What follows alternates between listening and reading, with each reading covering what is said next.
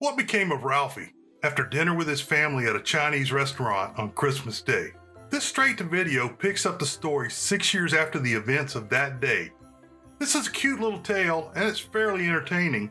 It is much better than the reviews and ratings that this film has received. Hello to all the classic people that are returning. I'm glad you're back. I want to welcome any new visitors and let you know that there will be spoilers ahead. Today on Classic Movie Review, we are taking on A Christmas Story 2, 2012, which was released directly to video. Is it as good as the original? No. Is it worth a holiday watch? Probably. It's at least as good as any Hallmark Christmas movie, and you can think about the original while you watch this one. The film has a miserable score of 3.5 on IMDb.com. On RottenTomatoes.com, the film does not have a tomato meter score and a similar 36% audience score. For full disclosure, I think Daniel Stern is one of the greatest comic actors in America. I can't understand how he ended up as the director of NASA on For All Mankind 2019 to present. Maybe I have a slight bias. Replacing the three main characters and the narrator really weakened this film. Actors. Daniel Stern replaced Darren McGavin as the old man. McGavin had a hard edge, befitting a man with his struggles. Stern comes off as much more likable and funnier. Stern was born in Maryland in 1957. He acted in plays during high school, and after graduation, Stern landed a walk-on in the Washington Shakespeare Festival. Stern went to New York and did well in off-Broadway plays. He also studied at HP Studios in Greenwich Village. Stern's first break came when he was cast in the bicycle racing buddy film Breaking Away 1979. Stern began appearing in films regularly and still worked in theater. He was featured in the cult favorite Diner 1982. He was a police officer in the excellent helicopter thriller Blue Thunder 1983. Other films include Hannah and Her Sisters 1986, The Milagro Beanfield War 1988, which is a fun, quirky movie that I highly recommend, and the outrageously funny and politically incorrect Born in East LA 1987. One of his best-loved roles was the voice of adult Kevin Arnold on The Wonder Years, which ran from 1988 to 1993. With films like Home Alone 1990, City Slickers 1991, Home Alone 2 Lost in New York 1992, Rookie of the Year 1993, and City Slickers 2 The Legend of Curly's Gold 1994, the rest of the world discovered the comic genius of Stern. Stern appears regularly in films such as Whip It 2009 and the aforementioned television show For All Mankind. Cheers. Story. This movie is set 6 years after the BB gun Christmas, detailed in A Christmas Story 1983. Ralphie is now an awkward teen that has discovered the fumes, car fumes, and perfumes. He is not as lovable as Peter Billingsley was in the younger role. As I mentioned earlier, the narration is not as good as the original story's author, Gene Shepard, was not in this position. Ralphie's brother Randy is in his own world of space adventures while their mother, Stacy Travis, blissfully prepares for Christmas. Randy drops an SOB and the mother asks where they get that kind of language while the old man, Daniel Stern, curses from the basement as he battles the furnace.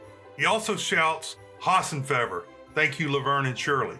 Ralphie's sidekicks, Schwartz, David Michael Paul, and Flick, David W. Thompson, walk with Ralphie to school as they discuss how nude Rita Hayworth was in Gilda 1946. She wasn't. The boys also spend some time discussing cars as well. At school, Ralphie sees the object of his affection, Drusilla Gotard, played by Tiara Scobai.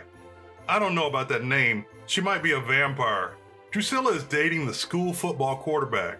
Later that day, Ralphie and the old man go shopping for a used car, but they don't buy one. At home, the old man gives lessons for life as Ralphie angles to get a second car for the family.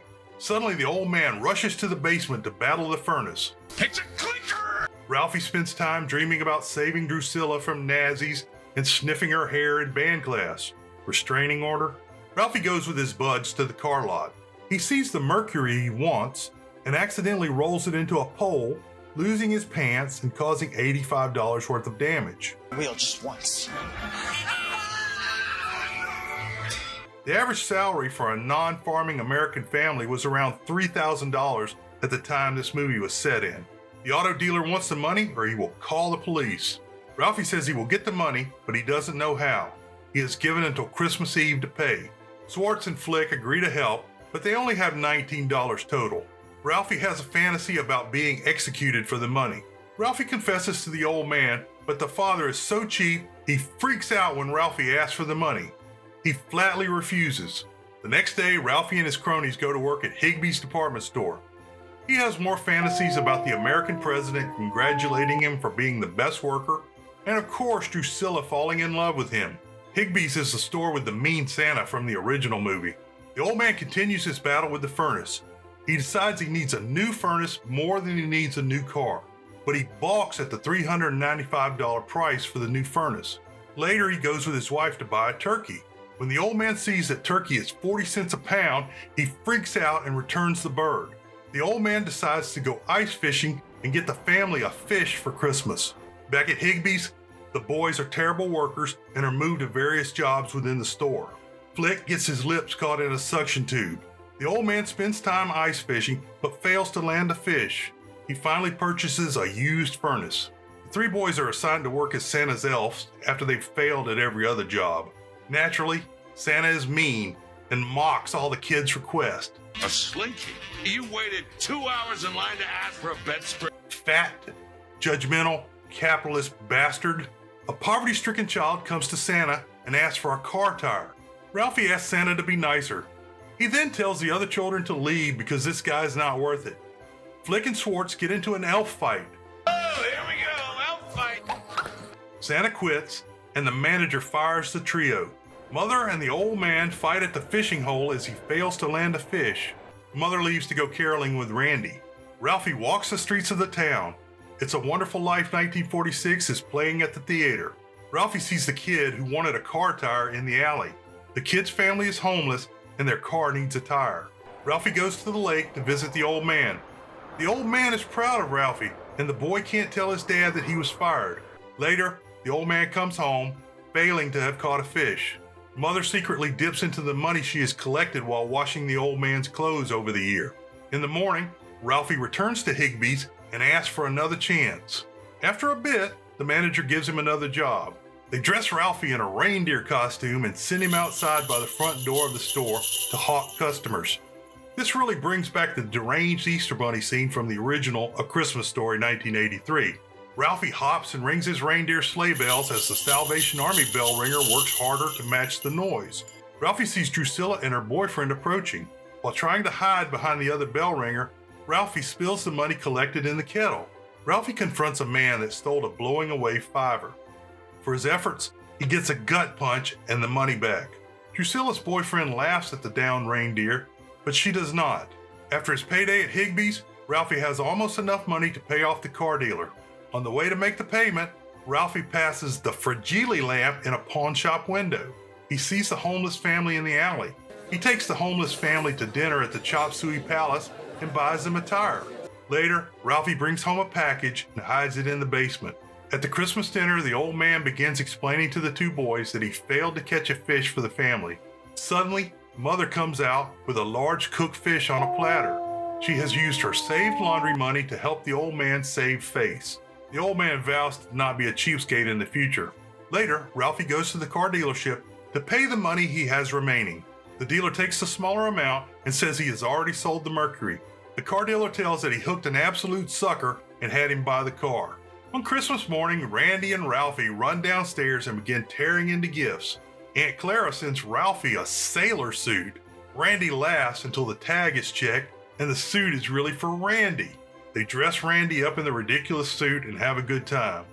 That is too adorable for words. Later, Ralphie sends the old man to the basement. Down there, he finds his beloved Fragile lamp. He is over the moon, but Mother is not happy. Isn't it beautiful? It's risen from the grave. The old man directs Ralphie to a set of car keys hanging on the tree. The Mercury is parked outside. The old man is the sucker who bought the car. The old man places his beloved leg lamp in the window as Ralphie waxes the Mercury in the freezing temperature. Being from the South, I don't know if he can do that. Ralphie accidentally starts the car rolling into the street. Suddenly, Drusilla arrives and helps him save the car. She tells how brave Ralphie was in front of the store. She also says that she has broken up with her boyfriend. The old man lets the unlicensed Ralphie drive Drusilla around the block. She kisses him on the cheek, and they drive off into the sunset. Conclusion: A Christmas Story 2 2012 is actually the third film following the original A Christmas Story 1983. The other two are Ollie Hopnoodle's Haven of Bliss 1988 and My Summer Story 1994, which are considered non-canonical.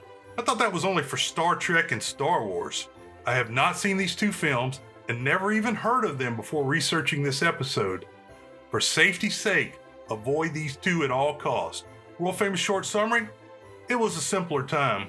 I'd like to thank my super supporters, Thunderstruck, Vintage Video Pod, Steve Areno, and Rambling RJ. Really appreciate you guys. Beware the Moors. Alright, some boxes will pop up. One's a playlist I recommend for you, the other's a movie. Check this movie out. I don't think you'll be disappointed.